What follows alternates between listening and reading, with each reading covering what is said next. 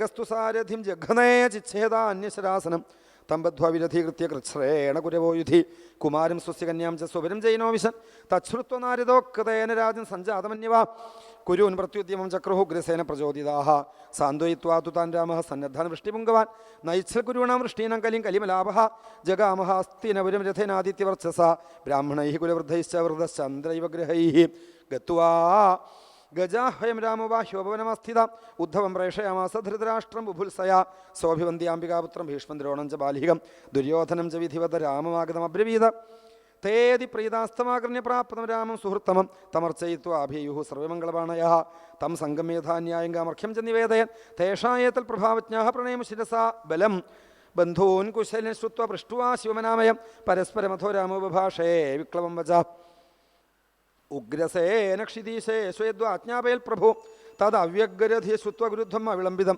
യത് യൂയം ബഹവസ്ത്വേകം ചിത്വാ ധർമ്മേണ ധാർമ്മികം അബദ്ധനീതാഥ തന്മൃഷി ബന്ധൂനാം ഐക്യകാമ്യയ വീര്യശൗര്യബലോന്നതമാത്മശക്തി സമം വചഃ കുരവോ ബലദേവസ്യ നിശമ്യോജു പ്രകോപിതാഃ അഹോ മഹചിത്രമിതം കാലഗത്യാ ദുരത്യാ ആരുക്ഷത്യുപാനദ്ശിരോമുകുടസേവിതം ഏതയൗനേന സംബദ്ധാഃ സഹ ശയാസനാശനാഃ വൃഷ്ണയസ്തുല്യതാം നീത അസ്മദ്ദത്ത നൃപാസനാഃ ചാമരവിജനെ ശംഖമാദപത്രം ച പാണ്ഡുരം കിരീടമാസനം ശയ്യാം ഭുഞ്ചന്തി അസ്മദുപേക്ഷയാ അലയദൂനാം നരദേവലാഞ്ജനൈഃ ധാതു പ്രദീപൈഃ ഫണിനാമിവാമൃതം യേസ്മൽ പ്രസാദോപജിതാ ഹി യാദവ ആജ്ഞാപയന്തി അദ്യഗതത്ര പാപത കഥമിന്ദ്രോപി കുരുഭിർഭീഷ്മദ്രോണാർജുനാദിഭിः അദത്തമവരുന്ധീത സിംഹഗ്രസ്തമിവോരണഃ ശ്രീശുക ഉവാച ജന്മബന്ധുശ്രയോന്നതമദാസ്തേ ഭരതഋഷഭ ആശ്രാവിരാമം ദുർവാച്യമസഭ്യാഃ പുരമാവിശൻ ദൃഷ്ട്വാ ഗുരുവണം ദൗ ശീലം ശ്രുത്വാ വാച്യാനി ചാച്യുതഃ അവോചൽ കോപസംരബ്ധോ ദുഷ്പ്രേക്ഷ്യ പ്രഹസന്മുഹു നൂനം നാനാമതോന്നതാ ശാന്തി നേച്ഛന്തി അസാധവഃ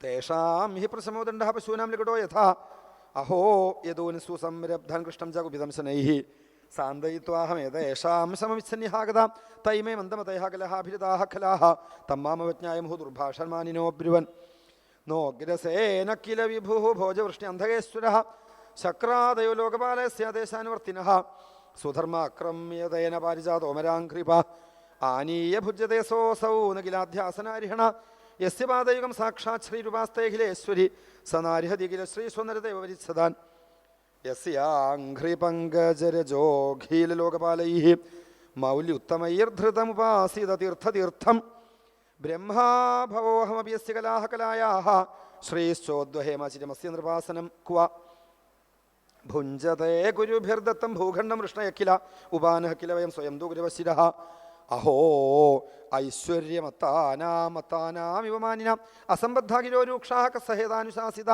അദ്യ നിഷ്കൗരവീം പൃഥ്വിം കരിഷ്യാമീത്യമരുഷിത ഗൃഹീത്വ ഹലമുത്തസ്ഥൗ ദഹന്നിവ ജഗൽത്രയം ലാംഗലാഗ്രേണ നഗരമുദ്യുതാരികജാഹ്വയം വിജഗരിഷസ ഗംഗായം പ്രഹരിഷ്യന്നമരുഷിത ജലയാനമിവാഘൂർണം ഗംഗായാം നഗരം ബദൽ ആകൃഷ്യമാണമാലോക്യ ഗൗരവാജാത സംഭ്രമാഃ തമേവ ശരണം ജഗ്മുഹു സകുടുംബാ ജിജീവിഷവ സലക്ഷ്മണം പുരസ്കൃത്യ സാമ്പം പ്രാഞ്ജലയ പ്രഭും രാമ രാമ അഖിലാധാരപ്രഭാവന്ന വിധാമതേ മൂഢാനാം ന കുബുദ്ധിനം ക്ഷന്തുപരിഹസ്യ അതിക്രമം സ്ഥിത്യുൽപത്തിപ്രിയാനാം ത്വമേകോ ഹേതുർനിരാശ്രയഃ ലോകാൻ ക്രീഡനകാനീശ ക്രീഡതസ്തേ വദന്തിഃ ത്വമേവ മൂർധനീതമനന്തലീലയാ ഭൂമണ്ഡലം ബിഭരിഷി സഹസ്രമൂർധൻ അന്തേ ജയസ്വാൽപനിരുദ്ധവിശ്വഃ ശേഷയദ്വിതീയ പരിശിഷ്യമാണഃ.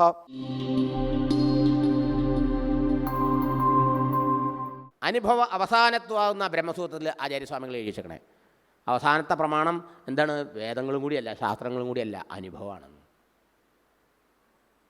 ഫസ്റ്റ് ഹാൻഡ് എക്സ്പീരിയൻസ്, അവർ ഓൺ പേഴ്സണൽ എക്സ്പീരിയൻസ് എന്നൊക്കെ ഗുരുദേവൻ പറയാം. ഈ വാക്കുകളൊക്കെ, ഈ ശാസ്ത്രത്തിൻ്റെ വാക്കുകൾ, ഗുരുവിൻ്റെ വചസ്സുകളൊക്കെ അതിനേക്കുള്ള ചൂണ്ടുപലകയാണ്, ഇൻഡിക്കേഷൻ മാത്രം. അത്രയും സൂചനകൾ മാത്രം. ഒരാരോ മാർക്ക് വെച്ചിട്ട് ദാ അമൃതപുരി 1 കിലോമീറ്റർ എന്ന് പറഞ്ഞ് ആ ആരോമിൽ അവിടെ നിന്ന് അവിടെ എത്തുമോ? ചൂണ്ടുപല കാണിച്ച സ്ഥലത്തേക്ക് നടന്നു പോകണമല്ലേ. ഇതുമാതിരി ഇതൊക്കെ ചൂണ്ടുപലകൾ. എന്ത്? കണ്ണിന് കണ്ണ്, മനമാകുന്ന കണ്ണ്, അതിന് കണ്ണായ പോലുള്ളൂ. മനസ്സും അതിലെ ചിന്തകളെയും അതിനെയൊക്കെ പ്രകാശിപ്പിച്ചുകൊണ്ട് അതിൻ്റെ അപ്പുറത്ത് അതിനെ പ്രകാശിപ്പിച്ചുകൊണ്ടിരിക്കണം. ദാറ്റ് ഇലൂമിനിങ് principle called consciousness, that is only a witness of all these happenings in your mind. That is only indication. Don't stay there. Go there. Mental gaze, mental attention ഈ ചിന്തകളിൽ നിന്ന് ചിന്തയെ കാണുന്ന അറിയുന്ന പൊരുളായ സാക്ഷിയിലേക്ക് ഡൈവേർട്ട് ചെയ്യണം. അതിന് ഈ വാക്കുകൾ സഹായം. ഇതാണ് മെഡിറ്റേഷൻ്റെ രഹസ്യം. ഈ ശ്ലോകത്തിനെ വിചാരം ചെയ്യുമ്പോൾ തന്നെ നമ്മൾ ധ്യാനത്തിലെത്തി കഴിഞ്ഞു. മനസ്സിലായോ? അർക്കാനലാതി വെളിവഗ്രഹിക്കും ഒരു കണ്ണെന്ന് പറയുമ്പോഴോ ബാഹ്യപ്രപഞ്ചത്തിൽ നിന്ന് ശ്രദ്ധ ഇന്ദ്രിയങ്ങളിലേക്ക് വന്നു. കണ്ണിനു കണ്ണ് മനമാകുന്ന കണ്ണ് പറയുമ്പോഴോ മനസ്സിലേക്ക് വന്നു. മനമാകുന്ന കണ്ണ് അതിനും കണ്ണായ പൊരുൾ എന്ന് പറയുമ്പോഴോ ആ മനസ്സിനെയും ആ ചിന്തകളെയും വിട്ട് അതിൻ്റെ അപ്പുറത്തേക്ക് പോകണം ശ്രദ്ധ. ഉള്ളതൊന്നുണ്ട്, ഉള്ളതല്ലാതില്ല മറ്റൊന്നും, അതു കണ്ടിടാനായി ഉള്ളിനുള്ളിൽ ചെല്ലണം നമ്മൾ എന്നല്ലേ അമ്മ പറഞ്ഞേക്കണേ? അല്ലേ? ആ ഉള്ളത് അതല്ലാതെ ഇല്ല, വേറെ ഒന്നുമില്ല. ഉള്ളത് ഒന്നേ ഉള്ളൂ, സത്യം ഒന്നേ ഉള്ളൂ. അതറിയാൻ നമ്മൾ പുറത്ത് തിരഞ്ഞാൽ പോരാ, ഇന്ദ്രിയ വിഷയങ്ങളിലോ നമ്മുടെ ചിന്തകളിലോ കുറുങ്ങി നിന്നാൽ പോരാ, ഉള്ളിനുള്ളിൽ ചെല്ലണം. രണ്ടുള്ളിനുള്ളിലാണ് പറഞ്ഞത്. നോക്കണം, വളരെ വളരെ അർത്ഥവത്തത്. രണ്ട് നേതിയുള്ളൂ. ഒന്ന് സ്ഥൂലം, ഇന്ദ്രിയങ്ങൾ പ്രത്യക്ഷമായ പ്രപഞ്ചം, അതിൻ്റെ ഉള്ളിലേക്ക് വേണം. കണ്ണടച്ച ഉള്ളിൽ വന്നില്ലേ? അതിൻ്റെ ഉള്ളിലേക്ക് പോകണം. എവിടെ? ഈ തോട്ട്സിൻ്റെ അപ്പുറത്ത്, ഈ മനമാകുന്ന കണ്ണ് അതിനും അപ്പം. കണ്ണടച്ച പിന്നെ മനസ്സുള്ളൂ, ചിന്തകളേ ഉള്ളൂ അല്ലേ? കണ്ണടച്ച ഒരു ഉള്ളിലേക്ക് എത്തി. ആ ഉള്ളിൽ നോക്കുമ്പോൾ പല പൊന്തി പറയുന്ന ചിന്തകളാണ്. ഈ ഗുരു പറഞ്ഞു ആ ചിന്തയ്ക്ക് അപ്പുറത്ത് മനമാകുന്ന കണ്ണ് അതിനെയും കണ്ടുകൊണ്ടിരിക്കുന്ന പൊരുളാണ്. അപ്പോൾ ഒരു ഉള്ളിലേക്കും കൂടി പോകണം. ഉള്ളിനുള്ളിൽ ചെല്ലണം എന്നാണ് പറഞ്ഞത്. നമുക്ക് ഈ വാക്കെടുത്ത് ചിന്തിച്ചാൽ ധ്യാനത്തിൽ പോവും. ആ ചിന്തയുടെയും ഉള്ളിലേക്ക് അപ്പുറത്തേക്ക് പോയാലോ അല്ലലിൻ കല്ലോലമൊന്നും തെല്ലുമില്ലങ്ങ്. ഓ, ചിന്തകളാകുന്ന തിരമാലകൾ സദാ അടിച്ചുകൊണ്ടിരിക്കുന്ന കടലിന് സമാനമാണ് നമ്മുടെ ഇന്നത്തെ മനസ്സ്. ടർബുലൻ്റ് സീ, വയലൻ്റ് സീ, അല്ലേ? ഇളക്കി മറിയുന്ന വിക്ഷിപ്തമായ കടൽ പോലെയല്ലേ ഇന്നത്തെ നമ്മുടെ അന്തരംഗം മനസ്സ്. ആ ചിന്തയുടെ അപ്പുറത്തേക്ക്, ആ ഉള്ളിൻ്റെ ഉള്ളിലേക്ക് പോയാലോ, ആ ചിന്താസാക്ഷിയിലേക്ക് പോയാലോ, ഗുരുദേവൻ്റെ തത്വമസി കേട്ടിട്ട് ആ മനമാകുന്ന കണ്ണ് അതിനും കണ്ണായിരിക്കുന്ന പൊരുളാടാ നീ എന്നുള്ള ആ വാക്കിനെ വിശ്വസിച്ച് അങ്ങോട്ട് തിരിഞ്ഞു നോക്കിയാലോ, അങ്ങോട്ട് പോയാലോ. അല്ലലുണ്ടാക്കണ ചിന്തകളല്ലേ കല്ലോലം. എന്താ ഈ ചിന്തകളാ? അല്ലലിൻ്റെ കല്ലോലങ്ങൾ. അവിടെ ചിന്തകളേ ഇല്ല. ചിന്താരഹിതോ ഹൃദാഖ്യ, അല്ലലിൽ കല്ലോലമൊന്നും തെല്ലുമില്ല അങ്ങ്. ഇതാണ് ആത്മാനുഭവം, ഇതാണ് മോക്ഷരഹസ്യം, ഇതാണ് ഏകാദശം നമുക്ക് പറഞ്ഞു തരുന്നത്. ഇതിലധികം എന്ത് പറയാനുണ്ട്? ഇതിനെന്താ നമ്മൾക്ക് ചെയ്യേണ്ട സാധനം? സാധനം എത്രയേ ഉള്ളൂ. കായേന വാചാ മനസേന്ദ്രിയൈർവാ ബുദ്ധ്യാത്മനാവാ അനുസൃത സ്വഭാവാത് കരോതി യദ്യൽ സകലം പരസ്മൈ നാരായണായേതി സമർപ്പയേൽത്തത്. ഇവിടെ ഉപദേശം മൂന്നാമതൊരാൾ ആയതുകൊണ്ട് എല്ലാം നാരായണന് സമർപ്പിച്ച് ചെയ്യൂ പറഞ്ഞു. നമ്മൾ ചെല്ലുമ്പോഴോ നാരായണായേതി സമർപ്പയാമി ഒക്കെ സമർപ്പിക്കുന്നു എന്ന് പറയണം. ഈ ശ്ലോകം പരിശീലിച്ചാൽ മതി. അതിലെല്ലാം അടങ്ങി. എന്താ അത്? കായേന വാച മനസേന്ദ്രിയ മനസാ വാച കർമ്മണ. മൂന്ന് തരത്തിലാണ്. ആദ്യം പുറത്ത് ശാരീരിക തലത്തിലുള്ള കർമ്മങ്ങൾ. അതിന് മുമ്പോ അതിൻ്റെ സങ്കല്പം മനസ്സിൽ വരും അല്ലേ? എനിക്ക് അവിടെ പോകണം, ഇവിടെ പോകണം, അത് ചെയ്യണം, ഇത് ചെയ്യണം, അതും ചിന്തയല്ലേ? അതെ, മനസ്സിലെ സങ്കല്പങ്ങളും വാക്കുകൊണ്ട് പറയുന്ന വാക്കുകളും ശരീരം കൊണ്ട് ചെയ്യുന്ന കർമ്മങ്ങളും. മനസാ വാച കർമ്മണ എന്ത് ചെയ്യണതും എങ്ങനെയാണ്? ഓരോരുത്തരുടെയും സംസ്കാരത്തിനനുസരിച്ച്, പൂർവ്വവാസനയ്ക്കനുസരിച്ച്, പ്രകൃതേഹ സ്വഭാവാത്. ഒരാളുടെ ചിന്ത പോലെയല്ലോ വേറൊരാളുടെ ചിന്ത. ഓരോരുത്തരുടെയും ചിന്തകളും സങ്കല്പങ്ങളും കർമ്മങ്ങളും വ്യത്യസ്തം. അപ്പം അങ്ങനെ ആ ചെയ്യുന്ന പ്രവൃത്തികൾ മുഴുവനും കരോമി യത് എന്തെന്ത് നീ ചെയ്യുന്നുവോ അതെല്ലാം നാരായണനിൽ അർപ്പിക്കൂ, ഈശ്വരനിൽ അർപ്പിച്ച് ചെയ്യൂന്ന്. ഭഗവത് അർപ്പണമാക്കൂ. ഭഗവാൻ ഗീതയിലിത് വളരെ രസകരമായിട്ട് പറയും. പണ്ടൊക്കെ വൈദിക യാഗയജ്ഞങ്ങളാണ് അങ്ങനെ പറഞ്ഞിരുന്നത്. പക്ഷേ ഭഗവാൻ ഗീതോപദേശത്തോട് വലിയൊരു വിപ്ലവാത്മകമായ ഒരു ചിന്ത കൊണ്ടുവന്നു, ലോകത്തിൽ നിന്നു. യത് കരോഷി യദശ്നാസി യത് ജുഹോഷി ദദാസി യത് യത് തപസ്യസി കൗന്ദേയ തത് കുരുഷ്വ മതർപ്പണം. ഇപ്പൊക്കെ നിൻക്കർപ്പണമായിട്ടാണ് നീ ചെയ്യണേ അല്ലേ? അവർക്കർപ്പണം ഇവർക്കർപ്പണമായിട്ടാണ് ചെയ്യണേ. അല്ല, യത്കരോഷി, എന്തെന്ത് നീ ചെയ്യുന്നുവോ, രാവിലെ ഉണർന്ന ഉറങ്ങണവരെ പലതും ചെയ്യുന്നില്ലേ, അതൊക്കെ എനിക്കർപ്പിച്ച് എനിക്ക് വേണ്ടി ചെയ്യുക. ഏത് അശ്വനാസി, നീ കാപ്പൊടിക്കണു, ബ്രേക്ക്ഫാസ്റ്റ് കഴിക്കണു, ഇഡ്ഡലി കഴിക്കണു, ദോശ കഴിക്കണു, എന്തൊക്കെ കഴിക്കണൂലേ, അതൊക്കെ കഴിക്കുമ്പോൾ ഓ ബ്രഹ്മാർപ്പണം ബ്രഹ്മഹവിഹി ബ്രഹ്മാഗ്നൗ ബ്രഹ്മണാഹുതം ബ്രഹ്മൈവ തേന ഗന്ധവ്യം ബ്രഹ്മകർമ്മ സമാധിന ആണ്. എന്ത് കഴിക്കുമ്പോഴും ബ്രഹ്മാർപ്പണം ചെയ്ത് കഴിക്കണേ. ഇതെല്ലാം ആ ബ്രഹ്മം തന്നെ, ആ ഭഗവാൻ തന്നെ, പരമാത്മ തന്നെ. അതുള്ളതുകൊണ്ടാണ് ഈ ചോറന്നായിട്ട് ഭഗവാൻ അന്നം ബ്രഹ്മേതി വ്യജാനാത്, ആ കഴിക്കാനുള്ള ആഹാരമായി ഭഗവാൻ തന്നെ മുമ്പിൽ വന്നിരിക്കണു. അത് കുഴയ്ക്കാൻ ശരീരത്തിന് ശക്തി തരുന്നത് ഭഗവാൻ. നീ കുഴയ്ക്കാൻ പറ്റുമോ? ഇത് കുഴച്ച് ഇവിടെ വരുമ്പോഴേക്കും വായ പൊളിക്കണു ഭഗവാൻ. അത് കഴിയുമ്പോഴേക്കും ആ നാവ് ഇട്ടിട്ട് ഇങ്ങനെ എന്താ അരവ് മെഷീനിൽ അതിട്ട് ഇളകണ മാതിരി നാവ് ഇളക്കിക്കൊണ്ടിരിക്കണു, പല്ല് സഹകരിക്കണു, അപ്പോഴേക്കും നീരുണ്ടാവണു, പകുതി പാചകം ഇവിടെ കഴിയണു. അത് കഴിയുമ്പോഴേക്കും ശ്വാസനോളം അടയണു, അന്നനാളം തുറക്കണു. ഇതൊക്കെ ഓട്ടോമാറ്റിക്കല്ലേ. അതിറങ്ങിയാൽ പിന്നെ കുടൽ അവിടെ പാചകം ചെയ്യണു, ദഹന പ്രക്രിയ ചെയ്യണു.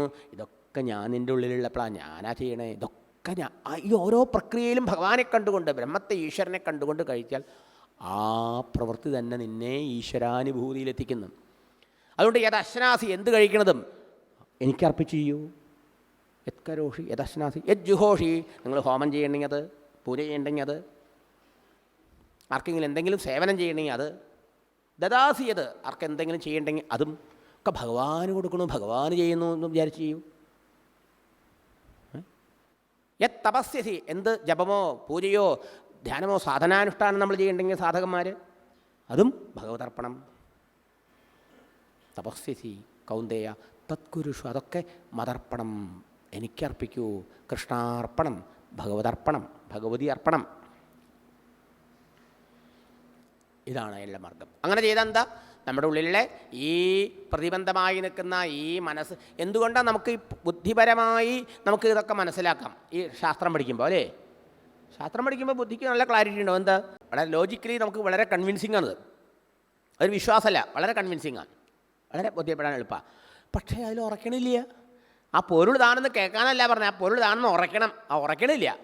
ഇപ്പം എന്ത് സംഭവിക്കുക, ഈ എപ്പോൾ നമ്മുടെ വീട്ടിൽ ബാത്റൂം ഉണ്ടാക്കിയോ അന്ന് മുതൽ ഈ അമ്പലക്കുളങ്ങളൊക്കെ ഉപയോഗശൂന്യമായി.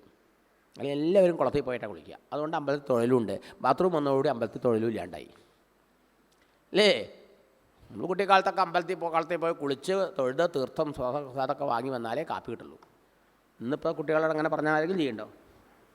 അടുത്ത് കുളവുമില്ല, അമ്പലത്തിൽ പോയി തൊഴിലുമില്ല അല്ലേ, ഒക്കെ ബാത്റൂമിലായി. ഭയങ്കര അപകടമായി അതിപ്പോൾ. പലതും നമ്മൾ പരിഷ്കാരം വന്ന് നമ്മൾ പുറകോട്ട് പോയി.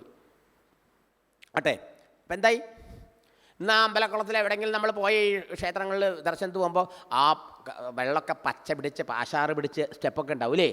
നമ്മളെങ്ങാനും അറിയാണ്ടെന്ന് കൈ കഴുകാൻ ഇറങ്ങിയാലോ കാലടിച്ച് വീഴും, തലതല്ലി വീഴൂല്ലേ, വഴുക്കല. എത്രയോ കാലമായിട്ട് ഉപയോഗിക്കാണ്ടിരുന്നിട്ട് ആ പാഷാറൊക്കെ പിടിച്ച് ആ സ്റ്റെപ്പ് ഇങ്ങനെ വഴുവഴുന്നിരിക്കുക അല്ലേ, സ്റ്റെപ്പ് ഉറക്കില്ല. എന്നാൽ അത് നല്ലോണം തേച്ചൊരച്ചാലോ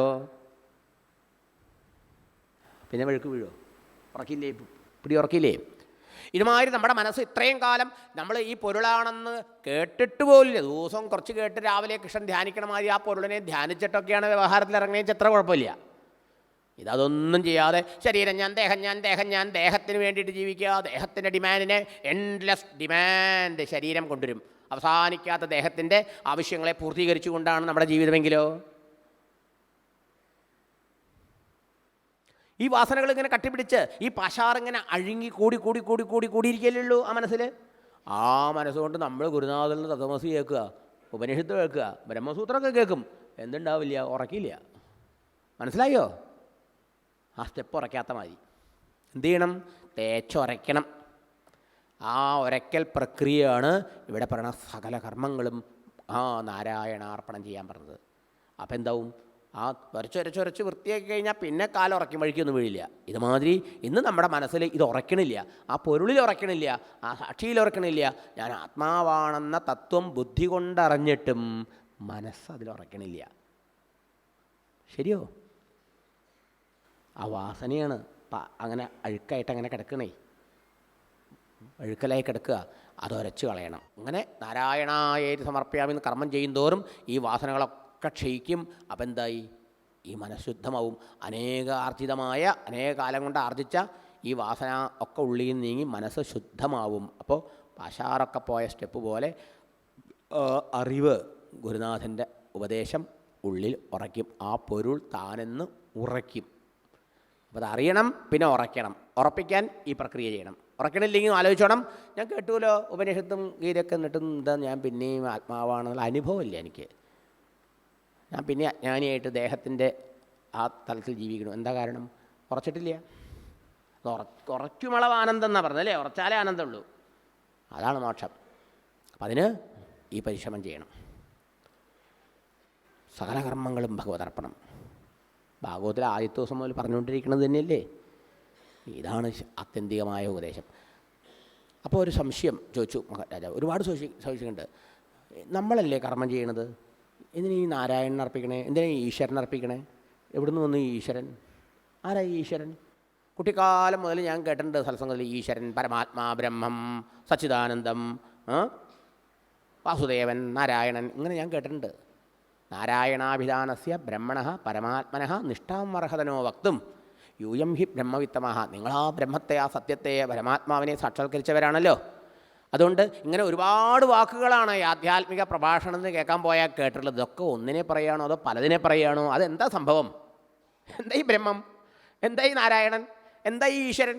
എന്താ ഈ ഭഗവതി? എന്താ ഈ ഭഗവാൻ? സ്വാഭാവികമായിട്ട് സംശയം ഉണ്ടാവില്ലേ? ഇല്ലേ? നമ്മുടെ ബെനിഫിറ്റിന് വേണ്ടിയിട്ട് മഹാരാജാവ് ഇവർ ചോദിക്കുക, നീ അതൊന്ന് പറഞ്ഞു തരൂ. അപ്പോൾ പറഞ്ഞു, എന്ത് വ്യക്തമായിട്ടാണ് പറഞ്ഞു തരണം. അത് മനസ്സിലാക്കിയാലല്ലേ നമ്മൾ എന്തിനായി നാരായണന് അർപ്പിക്കണത്, ഈശ്വരനെ അർപ്പിക്കണത്, നമ്മുടെ കർമ്മം എന്നുള്ളത് മനസ്സിലാവുള്ളൂ. അല്ലേ? എന്താ നാരായണനും ഈശ്വരനും നമ്മൾ തമ്മിൽ സംബന്ധം വലുതുണ്ടോ? നാരായണൻ എന്ന് പറഞ്ഞാൽ സ്ഥിത്യുത്ഭവ പ്രളയഹേതു അഹേതുരസ്യ അസ്യ ഹേതു അസ്യ പ്രപഞ്ചസ്യ ഹേതു. ഈ കാണുന്ന നാനാത്വ പ്രപഞ്ചത്തിൻ്റെ കാരണം, ഇതിൻ്റെ സൃഷ്ടിസ്ഥിതി ലയങ്ങൾ ആരാൽ നടക്കുന്നുവോ, അതാണ് നാരായണൻ, ഈശ്വരൻ, പരമാത്മാ. ഞങ്ങൾ ധരിച്ചിട്ടുണ്ട് അവിടെ എവിടെയോ ഒരു മേഘത്തിൻ്റെ ഒക്കെ അപ്പുറത്ത് ഏതോ ഒരു ലോകത്തൊരു ദൈവം ഇരിക്കുന്നുണ്ടെന്ന് കേട്ടിട്ടുണ്ട് അല്ലേ? അതുകൊണ്ടായിരിക്കും ദൈവമേ എന്ന് പറയുമ്പോഴേക്കും കൈ മുകളിലേക്ക് വെക്കുക. അപ്പോൾ ദൈവം അങ്ങനെ ഉണ്ടായിരിക്കും. എവിടെ ഇരിക്കണോ ആ ദൈവം? നോക്കൂ, അത് റിമോട്ട് അഡ്രസ്സാണ് അല്ലേ? ഇപ്പൊക്കെ ഓൺലൈൻ കാലമാണ് അല്ലേ? ഓൺലൈൻ അഡ്രസ്സ് വേണ്ടേ? ഇതൊക്കെ ഋഷിമാർ പണ്ടേ കണ്ടേക്കണു സജ്ജനങ്ങളെ. അപ്പം അടുത്ത് പറയണു, സ്ഥിത്യുത്ഭവ പ്രളയഹേതു. ശരി, സ്വയം അതിന് അവൻ കാരണരഹിതനാണ്, അവൻ സ്വയംഭൂവാണ്, അവൻ ഒന്നിൽ നിന്നുണ്ടായതല്ല, അതൊന്നല്ല ഉണ്ടായത്. ശരി, യത് സ്വപ്നജാഗര സുഷുപ്തിഷു സത് ബഹിശ്ച. എന്ത്? നിങ്ങളുടെ എല്ലാ അനുഭവങ്ങളിലും അവനുണ്ട്. എല്ലാ അനുഭവങ്ങളെയും സാധ്യമാക്കണവനാണ്. എല്ലാ അനുഭവങ്ങളെയും പ്രകാശിപ്പിച്ചുകൊണ്ട് ആ അനുഭവങ്ങളോടൊന്നിനോടൊരു സംബന്ധമില്ലാതെ അതൊന്ന് വിട്ടിരിക്കുന്നു, അതിനെ കണ്ടുകൊണ്ടിരിക്കണം. ഈ ലൈറ്റ് ഇവിടെ ഇരിക്കുന്ന ആൾക്കാരെ മുഴുവൻ പ്രകാശിപ്പിക്കണ്ടല്ലേ? ഇവിടെ ഇരിക്കുന്ന നമ്മളെ നല്ലത് ചെയ്താലും കെട്ടത് ചെയ്താലും ആ ലൈറ്റിനെ ബാധിക്കുമോ? ആ ലൈറ്റ് ഒരു സാക്ഷി മാത്രം അല്ലേ? ഇതുപോലെ കത്തുന്ന പൊന്മണി വിളക്കെന്ന പോലെ ഹൃദയ നിൽക്കുന്നു ആ നാഥൻ നാരായണൻ ഭഗവാൻ. എങ്ങനെ? ജാഗ്രത അവസ്ഥയിലെ അനുഭവങ്ങൾ, സ്വപ്നാവസ്ഥയിലെ അനുഭവങ്ങൾ, ഉറക്കത്തിൽ ഈ അനുഭവങ്ങളൊന്നും ഇല്ല, അതിൻ്റെ അഭാവം, ഇതിനെയൊക്കെ പ്രകാശിപ്പിച്ചുകൊണ്ട് സാക്ഷി മാത്രനായിരിക്കുന്നു അവൻ. യത് സ്വപ്നജാഗര സുഷുപ്തിഷു സത്. സത്യം വെച്ചാൽ ചേർന്നിരിക്കുക. ജാഗ്രത, സ്വപ്ന, സുഷുപ്തികളാവുന്ന മൂന്നവസ്ഥകളിലും ഒപ്പം നിന്നുകൊണ്ട് ഈ മൂന്നവസ്ഥകളെയും പ്രകാശിപ്പിച്ചു കൊണ്ടിരിക്കുന്ന അതിൻ്റെ സാക്ഷി. അവൻ്റെ അനുഗ്രഹം കൊണ്ട് ജാഗ്രതയിലെ അനുഭവങ്ങൾ അറിയണത്. നമ്മുടെ ഉള്ളിലൊരു വിചാരം വന്നാൽ ആ വിചാരത്തെ ആരാണ് കാണിച്ചു തന്നത്, പ്രകാശിപ്പിച്ചത്? അതിന് സാക്ഷിയായ നാരായണ. ആ സാക്ഷിയാണ് നാരായണൻ. മനസ്സിലായോ? ഈ ചിന്താ സാക്ഷിയാണ് നാരായണൻ. അവൻ്റെ അനുഗ്രഹം കൊണ്ട് ജാഗ്രതയിലെ അനുഭവങ്ങൾ അറിയണത്. നമ്മുടെ ഉള്ളിലൊരു വിചാരം വന്നാൽ ആ വിചാരത്തെ ആരാണ് കാണിച്ചു തന്നത്, പ്രകാശിപ്പിച്ചത്? അതിന് സാക്ഷിയായ നാരായണ. ആ സാക്ഷിയാണ് നാരായണൻ. മനസ്സിലായോ? ഈ ചിന്താ സാക്ഷിയാണ് നാരായണൻ. ജാഗ്രതയിലെ സകലമായ അനുഭവങ്ങൾ, സ്വപ്നത്തിലെ അനുഭവങ്ങൾ, ഉറക്കത്തിലെല്ലാ ചിന്തകളും കെട്ടടങ്ങുന്നു. മനസ്സിലയിക്കുമ്പോൾ ഒരനുഭവങ്ങളും ഇല്ല. അപ്പോഴും നമ്മളൊക്കെ എണീറ്റ് ലൈറ്റ് ഓഫ് ചെയ്യാണ്ടിരുന്നാൽ ലൈറ്റ് ഈ ശൂന്യതയെ പ്രകാശിപ്പിച്ചുകൊണ്ടിരിക്കൂലേ? അല്ലേ? ജാഗ്രതത്തിൻ്റെയും സ്വപ്നത്തിൻ്റെയും അഭാവത്തെ, ആബ്സെൻസിനെ അറിഞ്ഞുകൊണ്ട്, ബോധിച്ചുകൊണ്ട്, പ്രകാശിപ്പിച്ചുകൊണ്ട് ആ സുഷുപ്തിക്കും സാക്ഷിയായി മൂന്നവസ്ഥകൾക്കും സാക്ഷിയായതുകൊണ്ട് അവനെ തുര്യൻ എന്നൊക്കെ പറയുക ശാസ്ത്രത്തിലെ. അതാണ് നാരായണൻ. കുറച്ചും കൂടി വ്യക്തമായില്ലേ? ദൂരത്തെവിടെയല്ല ദൈവമെന്ന് നമ്മളിൽ ഓരോരുത്തരുണ്ട്. കുറച്ചും കൂടിയും ആ ഭഗവാനെ വളരെ അടുത്ത് നമുക്ക് മനസ്സിലാക്കി തരാൻ പറ്റിയ ഒരു അഡ്രസ്സ്, നിങ്ങളുടെ ഫോണിൽ എപ്പോൾ വേണമെങ്കിൽ കോൺടാക്ട് ചെയ്യാം. ഇന്നിപ്പോൾ വാട്സാപ്പ്, ട്വിറ്റർ എന്തൊക്കെയാണല്ലേ ലേറ്റസ്റ്റ്. ഒക്കെ ഭഗവാനെ കാണാനും വേണം അതൊക്കെ.